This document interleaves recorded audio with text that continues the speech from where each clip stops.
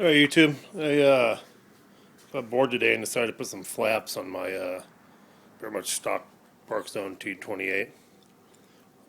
Watched a lot of videos, tried to do a lot of research. It's my first time ever putting flaps. I have quite a few planes, some that come with them, some that haven't. I decided to put flaps on this one. But watched some videos, couldn't find one that actually gave detail, just kind of showed what they did, and everybody kind of knows what flaps do.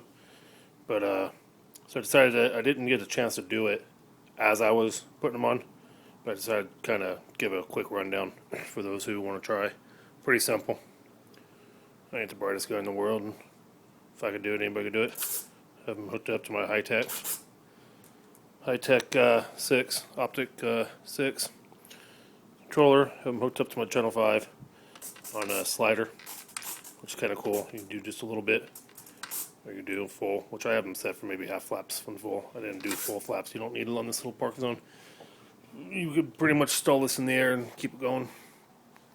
But pretty simple. I'll get to it. So sitting there bullshitting. Had them full.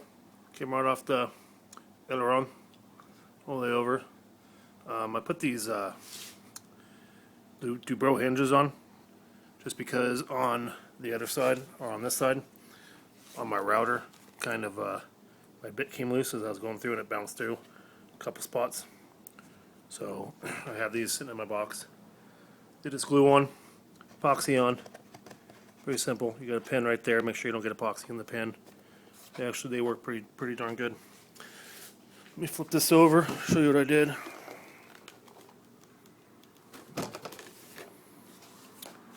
Okay, took my measurements. I was gonna go the same width as the ailerons, but decided to do a little bit shorter. I didn't want to get close to the landing gear there, so I went from the leading edge up to my finish line is 1.25 inches here, and 1 5/8 inches over here, kind of following the leading edge. Made my mark with my pen. Got my cordless router out. Dremel tool you could use. You got to be careful, but I really suggest using a router if you got one or know someone. You can set the depth and just go right through it. Just watch that drill bit there, like I did. Route it out. I did one small line, and then I went over it again, did 2 lines. And then I took my Dremel tool with the sanding disc on it and put it at an angle and tried to 45'd it. And then I kind of stuck it in it this way and went down to kind of 45 both edges. That worked perfect. Took my silver horns. I had blue ones set for my Corsair I got, Hobby King Corsair. So I had some old servos. I have an old other plane. Put those in, routed those out, marked them, get them all set. Takes a lot of thinking. Sit down, think about it, try to put it all together in your head and piece by piece, and then go ahead and start cutting and routing and gluing. And then make sure your servo horn is lined up with your other horn, catch horn, whatever it's called, clevis. And then I kind of took my router real small and made an indentation so this would sit flush. And then I epoxied it in rather than screwed on the back. That works real good, I guess. Adds a little bit of weight, but ain't not much. Did that on both sides. Pulled this tape back right here. Ran my line, my power cord, all the way through there to my extension, 6-inch extension, then a standard Y. And I drilled a hole. I need to screw this, but I drilled a hole. And you see right there with my drill bit. Drilling an angle so it goes out in the middle, so it ends up in the middle of your wing up here. That way it comes through easy. About a 4-inch drill bit.